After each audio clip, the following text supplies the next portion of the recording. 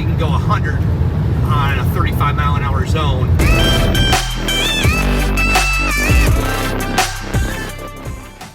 Ladies and gentlemen, welcome back to the channel. Welcome back to another video. Today, as you can tell by the title of the video, we are exploring something new, something we have not looked at here in a minute on the channel, and that is going to be an EV, more specifically, the Tesla Model Y. If you guys remember, like 2 years ago, we did a video with my friend's Model X, and it did quite well. You guys seemed to enjoy it, sparked some conversation, so I figured give you guys some more content on the channel. This one is a long-range dual motor with the acceleration boost. It's an option you can put on the car. It's basically like a software download, I guess. If we are not at 10,000 subscribers yet, y'all know what to do, ladies and gents. I appreciate it. I appreciate every single one of you watching the videos. But without further ado, let's go ahead and meet the owner, Mark. I'm excited just as much as you guys probably are watching this, but the beautiful red color on the Model Y, I'm pumped. So let's get to it. I'll meet you guys there.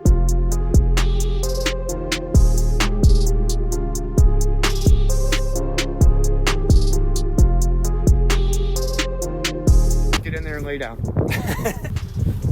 Yeah, that's roomy. Oh, and you got a nice view too, because it's like the whole panoramic glass roof. So here, no transmission fluid, no oil, no brake fluid. We got this right here, that's it, huh? No, yeah, just windshield wiper fluid. That's the one fluid they can't get away from. This is also an aftermarket, available on the Tesla store. A little liner in there. So if you're gonna have a Tesla, this charges it in 45 miles per hour instead of like 2 miles per hour, where if you just went into your typical plug. So this screen is obviously the only thing. There's no dash, there's no heads-up display, there's nothing in front of you. Does it take some getting used to? No, once you start driving it, you drive it for a week, and then you get in another car and you see all these gauges and like, why do I need all that shit? Why can't I just drive and look at the road? Pretty much all you have on the steering wheel here is your two toggles. One will adjust the cruise control and actually have a search menu. The normal things are your turn signals. I guess Elon hasn't figured out a way to do that, but these ones fart. So that's always nice. And you have to tint the front. I don't know if you're worried about getting pulled over or something, but the fronts, it just looks so weird without the front matching the back. I agree. Have you seen my car? Yeah. The nice got the 5%. Nice thing about that is I went to the place, it was $45 per window. Evidently, whatever tinting that is available for the Tesla, they provide their own tint that perfectly matches, and they don't have to find and perfectly match the existing tint on the car. A lot of times if you're going slow, it makes a spaceship sound, so people know you're there because it does drive so quietly.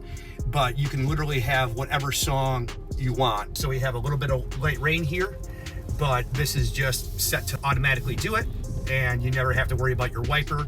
It does seem pretty intuitive, and typically right when I reach for, okay, it's not going on, I'm gonna tap it once, it just goes on by itself. This whole trip, I'm not gonna use the brake. You always use the brake when you're driving, but once you start not using the brake and you go back to a vehicle where you have to brake, it's really night and day difference. My wife's Bronco, I gotta put the brake all the way down to the floor in order to stop. So here, I don't know if you can get a sense for the acceleration, but we're going 50 right now, and it'll still push you back in your seat pretty good. Give a little bit of that battery powered whine, and now we're at 100. Yeah, I'd say you feel it. Jeez. For people that are wondering if they want to get the performance model, unless you've ever had something where you bragged about your 0 to 60, the Model Y is 0 to 60 in 4.6. They don't tell you about this while you're buying it because they want you to pay $10,000 for the performance version. I got home and I go on the Tesla app and it says, would you like some upgrades? And I'm like, what are upgrades?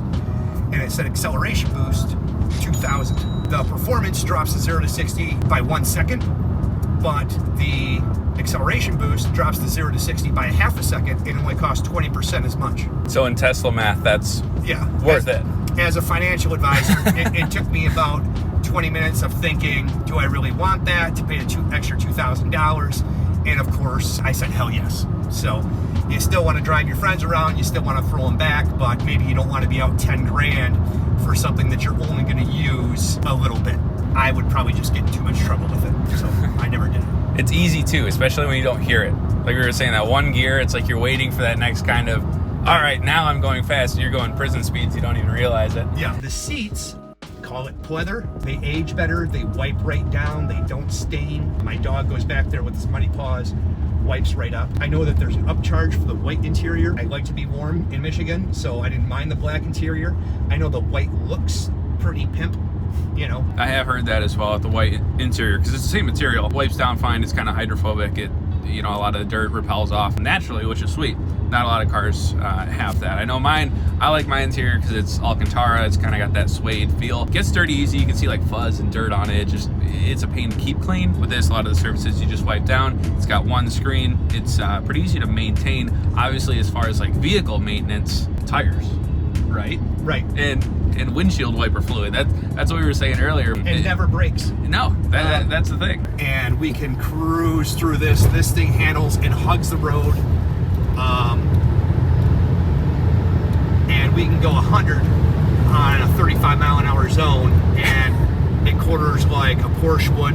The people who are wondering, oh, does it handle well? It's a heavy car because it's an electric car. The battery is so low to the ground, it drops its center of mass. Center of gravity. Center of gravity. I'm not a physicist. You're never going to roll one of these things unless you slide into a curb or go into a ditch or something like that. People on the internet talk about range anxiety. They talk Right. about like the E's and the superchargers. Road trips, it's just kind of one of those things where it's a debated topic. Like, is it worth it? I've had this for 8 months. I've had to go to a supercharger 3 times. Wow. In that time. Once was on the way back from Cleveland. We stopped there. We had 60 miles to empty. So we go in, we get 4 burritos at Chipotle, come back out to the car, and it was so easy. Like, even the first time, it's not download an app. It was get out of the car, grab the thing, put it in, walk away. Come back 20 minutes later. Now I got 190 miles to empty in 20 minutes. Jeez. A half hour will get you probably 60-70% of your charge. I think you could get to Nashville on 2 charges. Jeez. You know, any road trip, you're gonna stop, go to the bathroom, grab a bite to eat.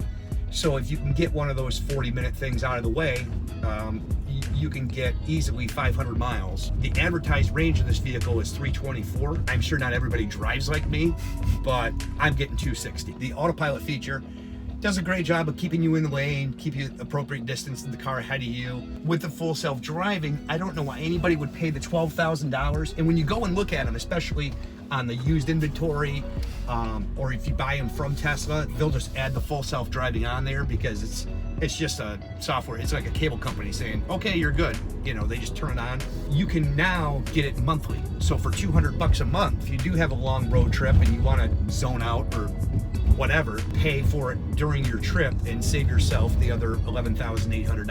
Jeez. You know. Okay. So I didn't know they had that. It's more of a subscription basis if you're feeling, like you said, you got a road trip coming up and it's worth it for you to drop the $200. And that's relatively new. Okay. That probably happened late last year. Now, if you pay for the full self-driving, then when you go to sell it, it'll have that on there. If I go to sell mine will say acceleration boost right there. So that's a value add for resale. Absolutely. Yep. So if you're looking at 2 different cars, this one has acceleration boost, this one doesn't. Any car guy, at least, is gonna pay for the extra half a second 0 to 60. I ordered this in white and just left the Tesla dealership. We got on the highway in Chicago, coming back home. I saw one with red with black wheels, and I called the place back up. I'm like, okay, I want the red. And they're like, okay. And After you bought the car. the lady on the phone updated it, and then I went on my app and just hit refresh, and the color of my car changed on the app from white to red. What? It was sick.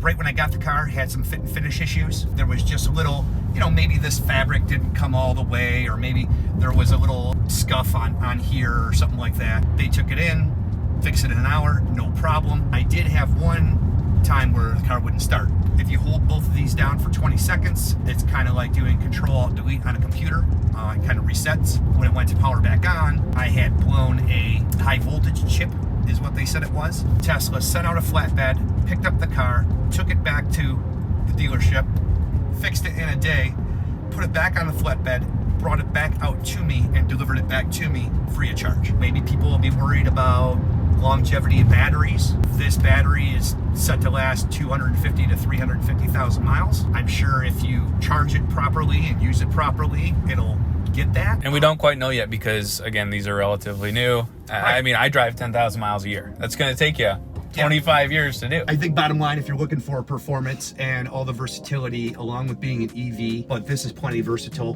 for an everyday car. I really appreciate it. I thought this was fun. It is, like we were saying, kind of an all-around Value? yeah.